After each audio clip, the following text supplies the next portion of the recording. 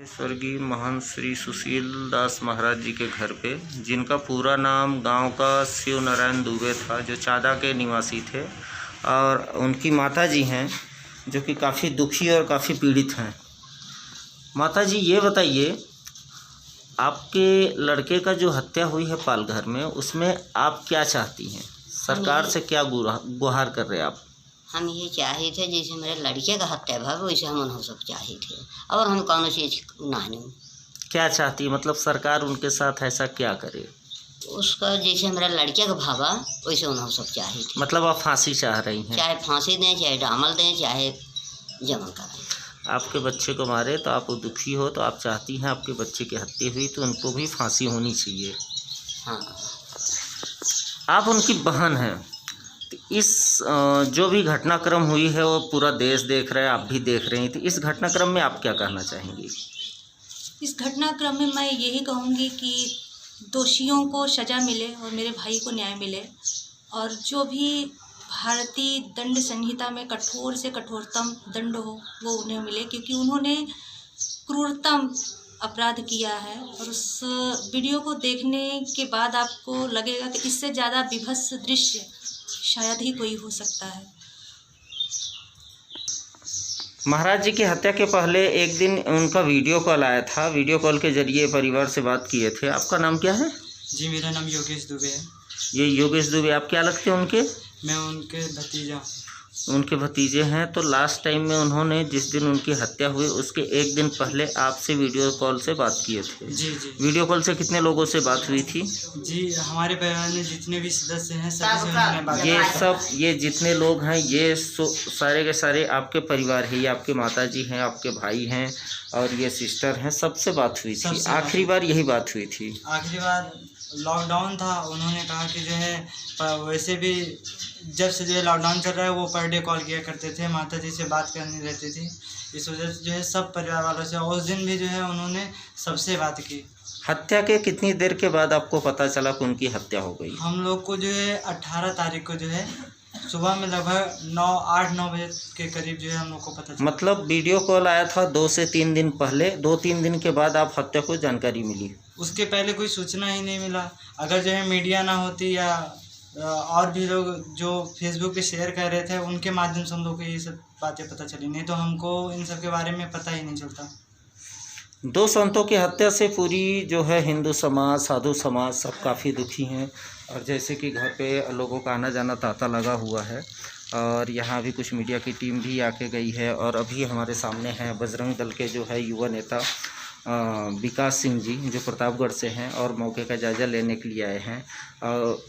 आप ये बताइए विकास जी, ये बजरंग दल से हैं, जैसे घर में इतनी बड़ी घटना हुई है एक समाज के ऊपर, और आप हिंदुत्व के लिए काफ़ी लड़ाई लड़ रहे हैं, अपना सब कुछ न्यौछावर कर देते हैं इसके ऊपर, तो अभी इस मैटर में आप क्या करना चाहते हैं? जो पालघर के काशा गांव में जो बहुत ही बीभत्स तरीके से जो है हिंदू साधुओं की हत्या हुई है, निर्मम तरीके से, जिस तरीके से हत्या हुई है इसका बयान करने के लिए मेरे पास शब्द नहीं है, जो है कि मैं किस शब्दों में जो है बताऊं कि किस प्रकार से हत्या हुई है। जिन लोगों ने वीडियो देखी होगी उन्हें पता होगा। उनके परिवार तक मैं पहुंचा हूं, उनका परिवार बहुत दुखी है, और उनकी माता जी भी यही चाहती हैं कि जिस प्रकार से इनके बच्चे को जो है निर्ममतापूर्वक मारा गया जो है, उस प्रकार से जो है आरोपियों के ऊपर जो दोषी हैं, जांच होने के बाद जो दोषी पाए जाएं, और इस मामले में जो है जिनका हाथ हो, वहाँ पे पुलिस प्रशासन भी था, लगभग 15 पुलिस वहाँ पर उपलब्ध दिखाई दी वीडियो में, और उनके पास पिस्टल वगैरह भी थे।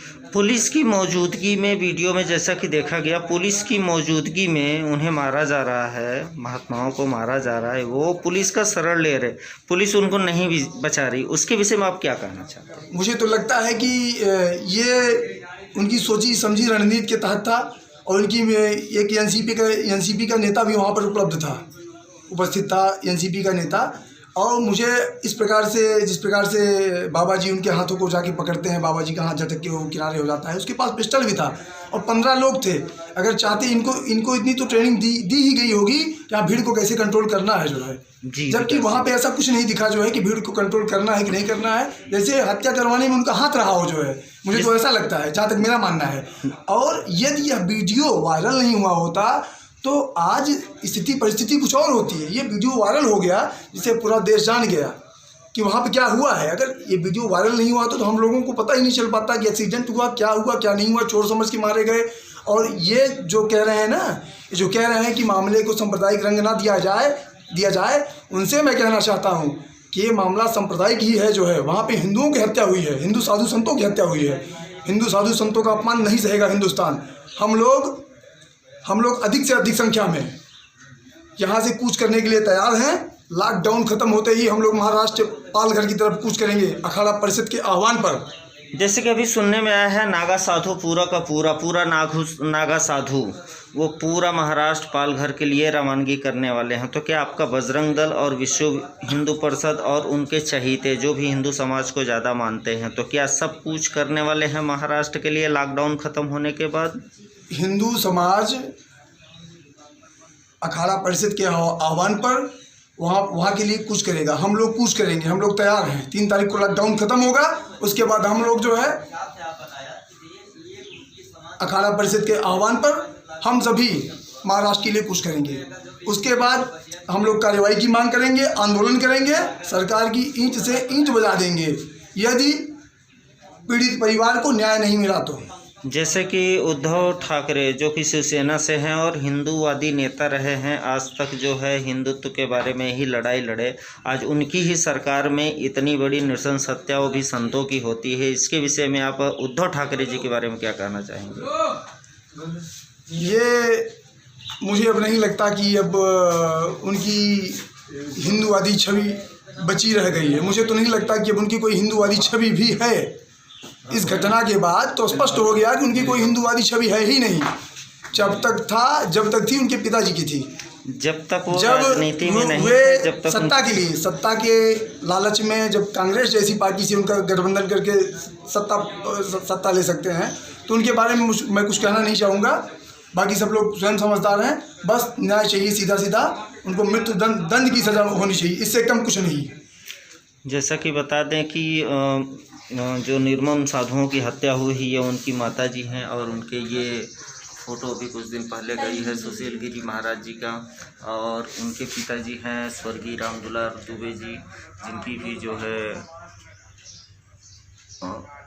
24/3/2016 में डेथ हो चुकी है। और वो 11-12 वर्ष की उम्र से ही घर से निकल चुके थे, और जो सन्यासी होते हैं वो अपना घर बार त्याग कर देते अपने धर्म समाज के लिए, और उनकी निर्मम हत्या ये देश बर्दाश्त नहीं करेगा। और काफ़ी संख्या में लोग लॉकडाउन ख़त्म होने के बाद महाराष्ट्र सरकार के लिए सबसे बड़ी चुनौती है, क्या इतनी बड़ी भीड़ को महाराष्ट्र सरकार संभाल पाएगी? विश्व हिंदू परिषद, बजरंग दल और जहाँ से जुड़े थे अखाड़ा, निर्मोही अखाड़ा और जितने भी साधु संत समाज हैं, ये क्या उद्धव ठाकरे संभाल पाएंगे? वहाँ की पुलिस प्रशासन संभाल पाएगी? उनके लिए सवालिया निशान है। देखते हैं इसके आगे क्या होता है। वंदे मातरम। वीडियो वायरल हो चुका है कि उन्होंने उद्धव ठाकरे की सरकार से ठोस कदम की मांग की है जो दोषी पकड़े गए हैं। तो जब लॉकडाउन खुलेगा तो उन्होंने कहा था बहुत बड़ी संख्या में हम महाराष्ट्र सरकार के सामने जाएंगे। तो इसमें आप क्या करना चाहते हैं?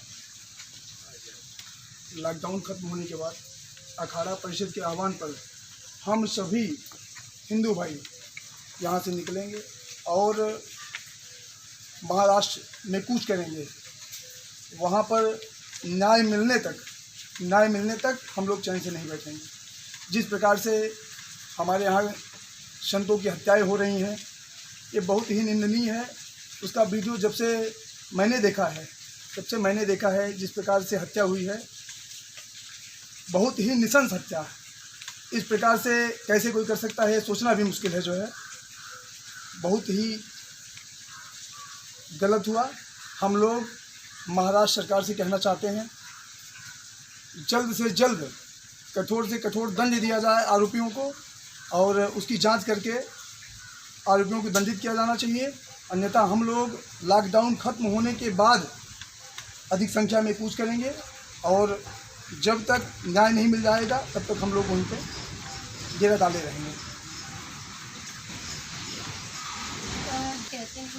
अखाड़ा है संतों का और इस अखाड़े के लोग भी जाने की तैयारी कर रहे हैं। तो आप